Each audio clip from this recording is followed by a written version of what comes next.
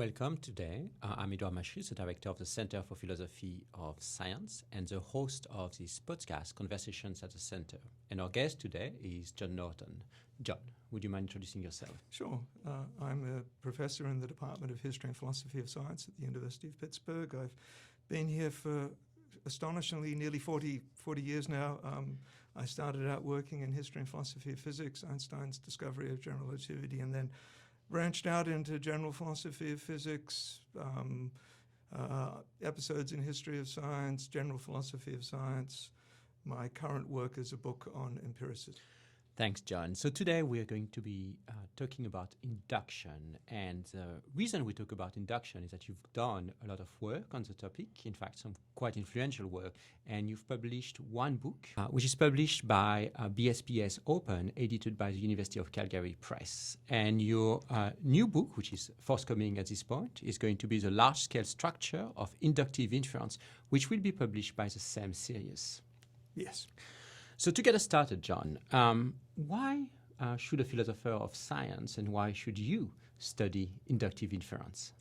The reason I study inductive inference is because it's what makes science distinctive. Science is distinguished from all other activities in that its claims are well supported by evidence.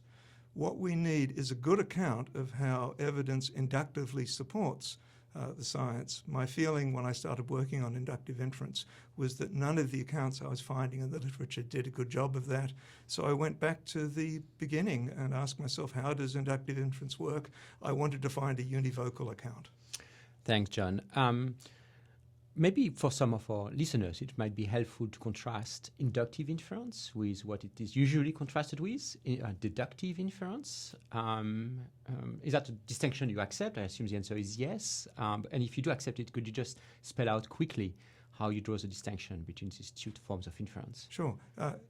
In a deductive inference, the truth of the premises necessitates the truth of the conclusion.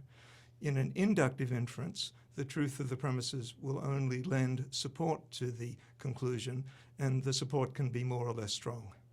And everyone working on inductive inference agrees with the distinction, as best as you know.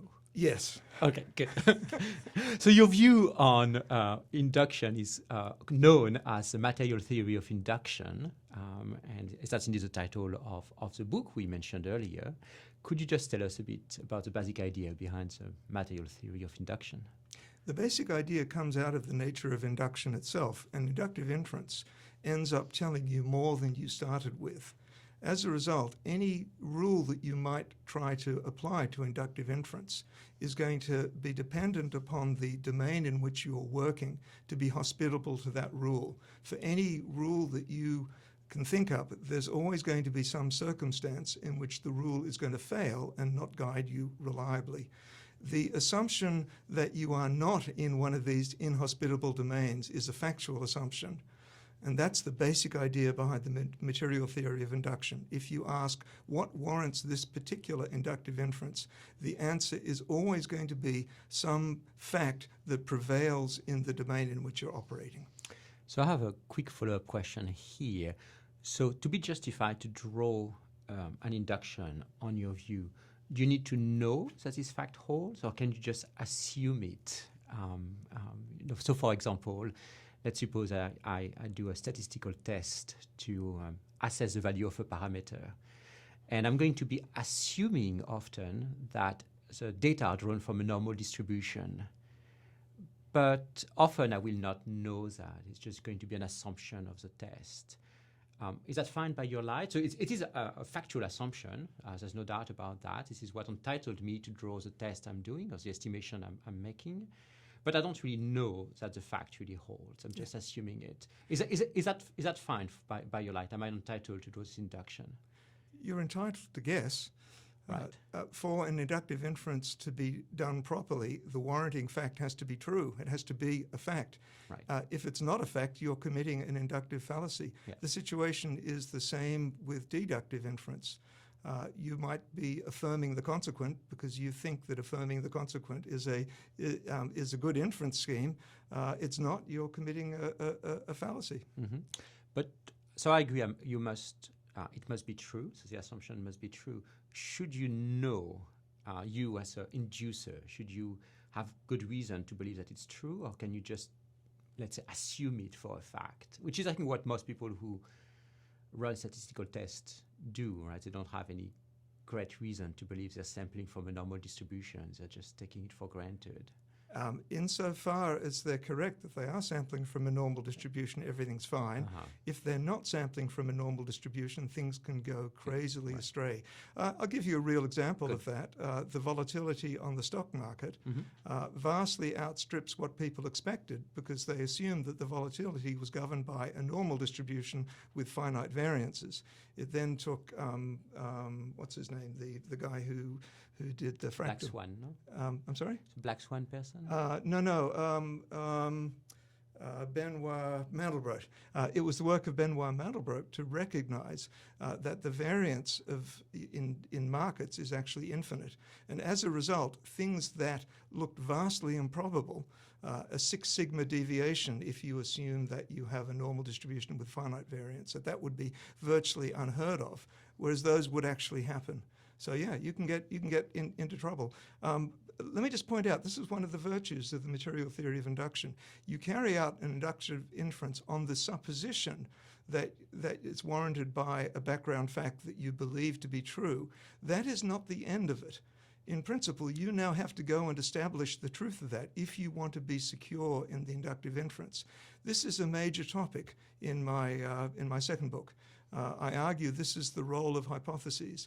It can be very difficult to get inductive inferences off the ground. You may need to posit a fact, and in order to say, well, if this fact is correct, then I can make the following inductive inferences. But you have taken on an inductive debt when you do that.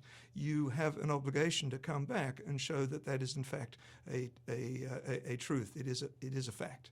Good. Yeah. So I think that bears exactly on the type of question I was asking earlier about the assumption you make in statistics when you draw an inference. It's kind of a loan that you're taking, and at some point you need to pay back this loan. Exactly. By checking whether the assumption is true. So we've already been looking at some examples of inductions that fit the theory of material induction. Can you give us some other examples that you think are beautifully illustrating the theory? Well, I've got a book full of them, so the book's available, open access for free, so you can download and see them. So quickly, here are 3 examples. Inductive inferences that have the form of an enumerative induction are generalizations. One example I use is Marie Curie in 1903 generalizing on the crystallographic properties of radium chloride.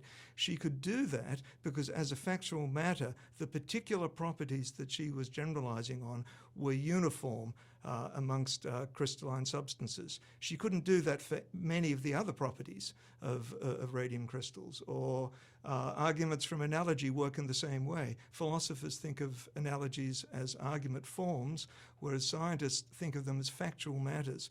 The scientific view is actually the one that works with the material theory of induction. So Galileo argues that the patterns of light and dark formed on the moon can be used to infer the heights of mountains there. By analogy with the shadows cast by mountains on the Earth, the fact of analogy that guides that is that the processes that are producing the patches of light and dark are the same in the 2 cases. Or finally, we often use simplicity considerations in inductive inference. If you do a curve fit, you will ascend up a hierarchy of families, and you will trade off some goodness of fit for a function that's lower down in the hierarchy of curves. Because the background fact, because you think it's more likely that one of the curves lower down will be the correct curve, and that requires a factual assumption that the hierarchy of functions that you're using is factually well adapted to what actually happens in the world. So let me follow up on this last example, because it bears on what philosophers of science sometimes call, and I believe you think wrongly call, epistemic virtues. Simplicity, many philosophers of science believe, is one way to choose among various theoretical candidates, various hypotheses, and the idea is that we're entitled to choose the simpler hypothesis when both hypotheses fit the data to the same degree. It's not always clear in that literature anyway why simplicity should be a guide to inductive inference. And we are told that it's just one of the many epistemic virtues. I think you have some critical thoughts on that topic, at least on that way of thinking about the role of simplicity and other so-called virtues. Yes, I do. Is there another question? What are these critical thoughts? Yes, I have a real problem with the idea of calling things like simplicity and fertility and consistency academic values or epistemic values or epistemic virtues, because it's the wrong word. The term value or virtue suggests that these are things that we can choose freely. You might like simple things, I might like complicated things, and there's nothing more to be said. You might be a vegetarian, I might be a carnivore, and there's nothing more to say. These are our personal values. No, this is a kind of backdoor skepticism. What's happening here is we're saying that the bearing of evidence can be a matter of taste. And this is simply a massive confusion. Kuhn is responsible for it. He introduced this talk of values explicitly, switching from the term criterion. The correct expression would be criteria, because the criteria in turn need to be justified. So I argue that the idea that that we're going to do better epistemically with simpler hypotheses it only works if we're using the notion of simplicity as a surrogate for background facts. An example would be the hierarchy of functions that we work with, and that's true for all the other virtues. We think of, it's not just that you might like consistency and I might not. A consistent theory is more likely to be true. In fact, an inconsistent theory cannot be true in all its parts. Yeah. So that's also an instance of the material theory of induction. Correct. Right. So simplicity matters because it's just a surrogate for a fact that we are maybe assuming, but we need to provide reason that this fact holds. That's right. We don't normally see that because often the facts can be very complicated, and it's just a lot easier to say, well, the simplest thing is, while knowing that anyone who tries to do it differently is going to get into a world of trouble because the person arguing it knows the background facts. Good. Earlier, you contrasted your view, the material theory of induction, with all the other accounts. And you said that none of the accounts was satisfying. So could you just tell us a bit more about the other accounts and why you find them unsatisfying? Of course, these days, at least in philosophy of science, but also outside philosophy of science, Bayesian inference is a dominant view about how induction should be done. So what is, on your view, what are, on your view, the shortcomings of Bayesian induction? Yeah. Easy to say. First, on all the other accounts of inductive inference, they all work somewhere. That's how it is that they have a following. And so you can always find a domain in which the rule that someone is advocating works nicely because that domain is hospitable to it. But I can always find a domain where that rule fails. Now, when it comes to Bayesian analysis and more generally to probabilistic analysis, I'm a great fan of probabilistic analysis in the right place. I do a lot of work in statistical physics, and all of that depends essentially on probabilistic reasoning, and I'm very happy and very comfortable reasoning probabilistically. What I object to is the idea that any form of indefiniteness, any form of uncertainty, any form of indeterminacy can automatically be represented by probabilities. If you do that as a default, you will eventually run into egregious fallacies. Anyone who's using probabilities has, in principle, the obligation to display the factual background that warrants those particular probabilities. And insofar as you can do that, everything is going to be fine. So I think there are at least two domains in which that concern shows up. One is cosmology, and I think there's an issue here about how to deploy probability in the domain of cosmology, and you've written on that topic. So could you just tell us a little bit about how that issue shows up in the context of cosmology? Yeah, I'll give you two examples. There's a simpler example, if you don't mind, that I want to run through. It's kind of cosmic in character. There's this argument out there that now is gaining tremendous traction that very probably we are a computer simulation. There's a lot wrong with this argument. A lot of the assumptions that are needed to develop it are tendentious. But the key move is an illustration of precisely the fallacy that I'm talking about here. The key move comes when the following has been established. That it is that there are so many ways that we might actually be in which we are physically real, and there are vastly more ways in which we might actually be just computer simulations in some otherworldly computer, who knows what, who knows where. Now, the idea is that we have no idea which of these very many possibilities is our possibility. Everything's fine so far. I'm happy with the idea that we have no idea. I'll accept that as a part of the argumentative strategy. The next step is the fallacy. We then say we can represent that ignorance by a uniform probability distribution or a near uniform probability distribution over all of the possibilities. And since there are vastly more possibilities in which we are a computer simulation, that's where all the probability goes, and we end up with a conclusion that we are very probably in a computer simulation. Now, what's happened here is that we have applied an unwarranted inductive logic to the case at hand, and as a result, we have produced an artifact of that inappropriate logic. We have produced a completely fallacious conclusion. Do you want the second example? Yes, please do. Now, there's a second example. If it is the case, as I argue, that there are going to be indeterminacies that are not properly represented probabilistically, what do they look like?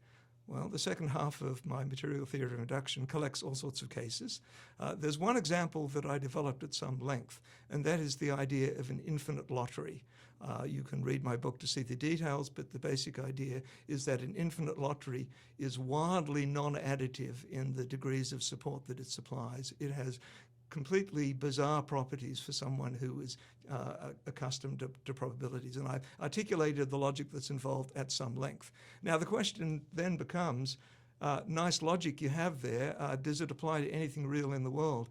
Well, I was very pleased to discover that it applies directly to one of the outstanding problems in inflationary cosmology. There's an idea of eternal inflation. It's a theoretical idea that cosmologists have cooked up, in which the universe in totality is undergoing constant expansion, and it is spawning off little pocket universes that then collapse down, and some of them become like our universe, maybe our universe, and some of them are very unlike our universe.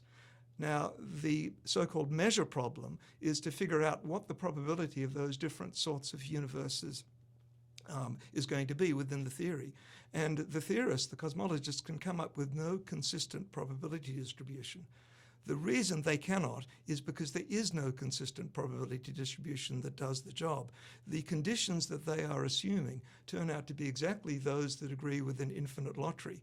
And so you can then apply the infinite lottery logic to this case, and the problems all disappear. Now, they disappear in a not entirely satisfactory way. They just disappear by telling us, well, you didn't know much going in and you still don't know much going out. But you are protected from inductive fallacy, and you are protected from confusion. Interesting. So I had a question, a follow-up question about the first example, the computer simulation example. Mm-hmm. So I agree with you that it's probably we should not be representing ignorance in that case by means of probabilities. How should we represent it then? It is a possibility, at least it's consistent with all the evidence that we seem to have that we would be living in a simulation. So at least in that sense, it is a possibility, an epistemic possibility. You argue quite compellingly that it should not be given any degree of probability. But how to represent that ignorance, if at all? Well, we have to find what the governing facts are, and that can be a very difficult job. What I've done in a paper I wrote maybe 10 years ago now was to say, well, we might assume that there are certain symmetries that apply over this. And if you apply two types of symmetries, one being a redescription symmetry, one being a negation symmetry, you can very quickly narrow down the representation of ignorance to something that is extremely flat. An example of the sort of negation symmetry is the following. Consider the proposition A. You know nothing about it. What is your epistemic state towards it? How well do you think it is supported inductively? These are two separate questions, but they can be treated the same. I ask you to form that belief. And now I say to you, oh, I just made a terrible mistake. I didn't mean A, I meant not A. Please readjust. Now, the point is you have no readjusting to do. Yeah. Your credence or the degree of support that you believe appropriate in A and not A is going to be the same. Now, if you now think that A can be any proposition whatever, you can see very quickly that no additive measure of belief is going to be possible. And using symmetries like that, I've been quite successful at producing what I'm calling completely neutral support. This is going to apply in the case when you really know nothing at all. If you know something, right, then ask, what is it that you know and how does that constrain your beliefs? Good, thanks.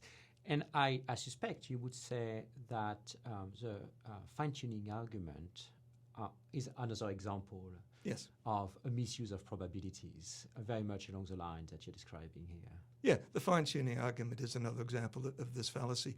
The basic setup is the following. We look at the basic parameters of our universe, the value of Planck's constant, the value of the gravitational constant, and we say, oh, how extraordinary it is that exactly these values are the ones that are conducive to life just like us. So far, so good. We then imagine a kind of a prior state of cosmology where we don't actually know what these parameters are. They could be anything. G can be anywhere from 0 to infinity. H can be anywhere from 0 to infinity. We have no idea which they might be. So far, so good. For the sake of the argument, I'll accept that as a reasonable conclusion. It's what happens next that is the fallacy. We now say that since we don't know which of these is ours, and we are in complete ignorance over that, we are going to distribute our probabilities very uniformly. And as a result, the probability that these parameters should be very precisely where they are now becomes very small indeed. We're simply committed the same fallacy all over again. We should just stop at the point where we say we don't know. Now, the argument illustrates the sort of thing that we would need. There's a metaphor that's commonly used, and that is that the universe has been created by God throwing darts at a dartboard, and on the dartboard you have all the different parameters. If that were literally the case, right?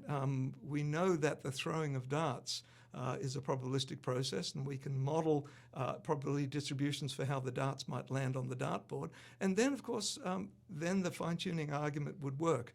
But as I said earlier on, if you want to introduce a material fact to help you carry out an inductive inference, you now have taken on the inductive debt of showing that that is the case. So what reason do we think what reason do we have to believe that the universe was created by a God throwing darts at a dartboard of parameters? It would be a bit begging the question, because one of the points of the fine-tuning argument is actually to provide reason to believe in a God. So it would be somewhat Yes.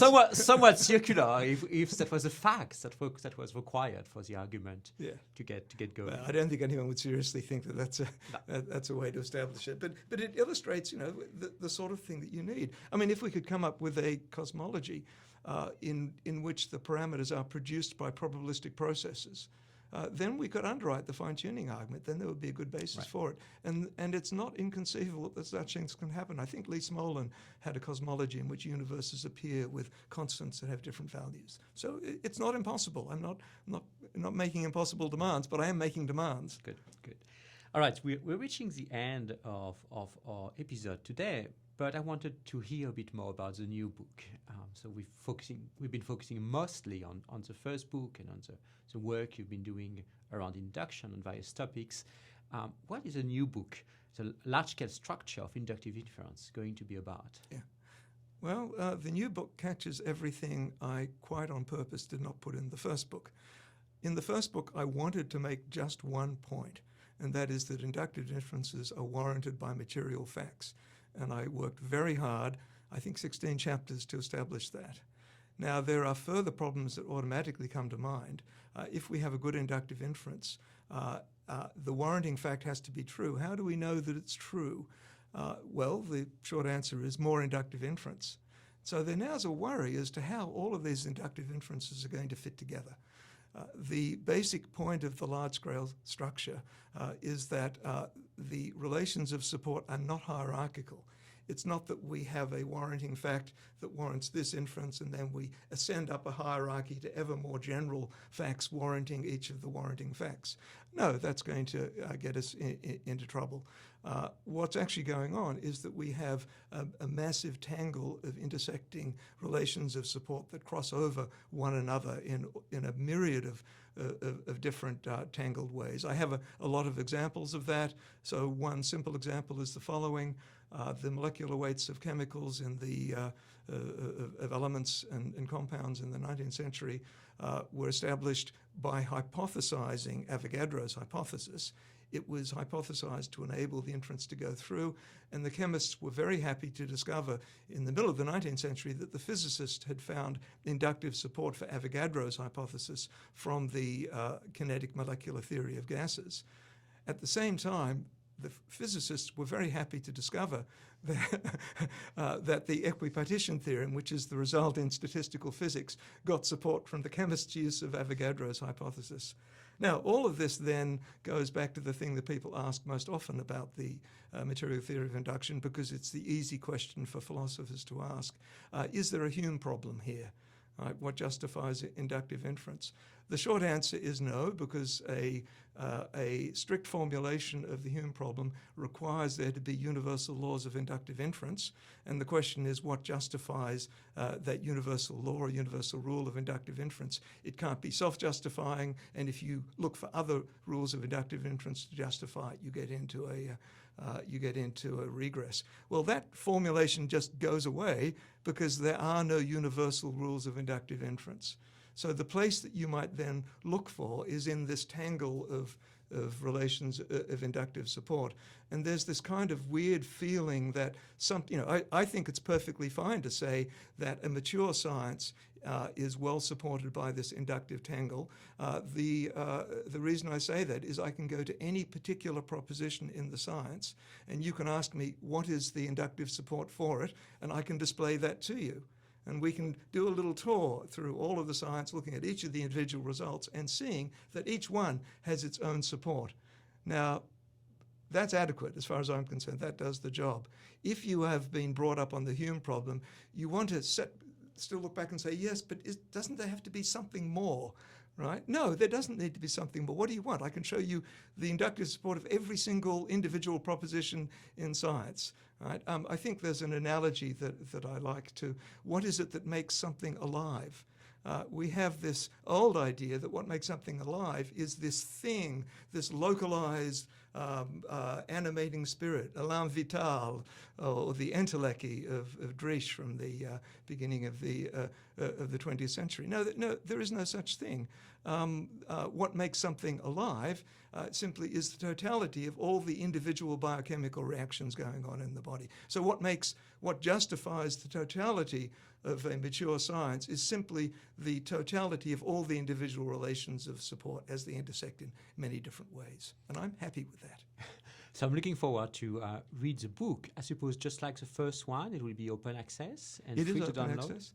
Yes, and in fact, I've had a draft manuscript online for the last couple of years. It's been rather slow to come to print, so it's on your website. It's on my website, and you can download the chapters. It is a final draft. It's been through some copy editing, just completed a month or so ago, but the copy editing is only fine tuning. The work is in its final form there, so you can hurry out right now and have a look at it. I don't have anything to do this afternoon, so this is just perfect timing.